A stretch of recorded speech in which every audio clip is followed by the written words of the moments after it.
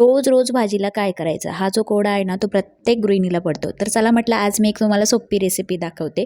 जेव्हा पण मला प्रश्न पडतो की भाजीला काय करायचं तेव्हा मी हीच रेसिपी बनवते. तर तेलामध्ये आपल्याला जिरं मोहरी टाकायचं आहे, मग लसूण आणि कढीपत्ता टाकायचं आहे. त्यानंतर आपल्याला कांदा टाकायचा आहे. कांदा छान मऊ शिजवायचं आणि त्यानंतर यामध्ये टोमॅटो टाकायचा आहे. टोमॅटो पण मऊ होईपर्यंत शिजलं की त्यामध्ये हळद, गरम मसाला, तिखट मसाला टाकायचं आणि सगळे मसाले व्यवस्थित शिजले की मग त्यामध्ये आपल्याला 2 ग्लास पाणी टाकायचं आहे. आता हा जो रस्सा आहे ना त्याला छान उकळवायचा आहे. ही कढी ना फ्रेंड्स भाताबरोबर खूप छान लागते. तर मी तांदूळ वगैरे एकदा निवडून घेतले आणि त्यानंतर पाण्यामध्ये स्वच्छ धुवून एकीकडे भात पण ठेवला. आता आपल्याला ना 2 मोठे चमचे बेसन घ्यायचं आहे. त्यामध्ये कोथिंबीर, मिरची, कांदा टाकायचा आहे. त्यामध्ये अद्रक लसूणची पेस्ट, हळद, गरम मसाला, तिखट मसाला टाकायचा आहे, मीठ टाकायचं आणि अशा प्रकारे मिक्स करून मग पाणी टाकून व्यवस्थित त्याचं जाडसर असं बॅटर बनवून घ्यायचं आहे. अशा प्रकारे आता रस्सा उकळला ना की त्यामध्ये मीठ टाकायचं आहे आणि हे जे वडे आहेत ना ते या कढीमध्ये सोडायचे आहेत आणि राहिलेलं बेसन आहे त्यामध्ये पाणी टाकून हे पाणी पण या रस्स्यामध्ये टाकायचं आहे आणि मंद आचेवर 15 मिनिटं शिजवून द्यायचं आहे.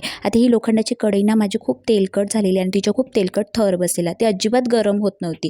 तर तिला मी खूप गरम केली, बाहेर आणलं, पातळ धारदार मी अशी सुरी घेतली आणि त्याने गरम गरम जी कढई आहे ना तिच्यावरचा जो तेलाचा थर आहे तो अशा प्रकारे काढून टाकला.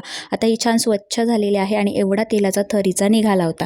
तिला छान घासून घेतली बघू शकता आणि त्यानंतर स्वच्छ धुवून आता हीच कढई ठेवली, त्यामध्ये तेल टाकलं आणि जेवणासोबत छान मिरगुटी पण तळून घेतली. संध्याकाळी 4:30 वाजता योगा करायला गेलेली आणि सगळ्या ज्या स्त्रिया आहेत त्या जमल्या होत्या आणि सगळे मिळून आम्ही अशा प्रकारे योगा करतो आणि या वर्षीपासूनचा माझा संकल्प आहे की रोज योगा करायला जायचं, स्वतःला फिट आणि मेंटेन ठेवायचं, कारण आपण आहोत तर आपली फॅमिली आहे.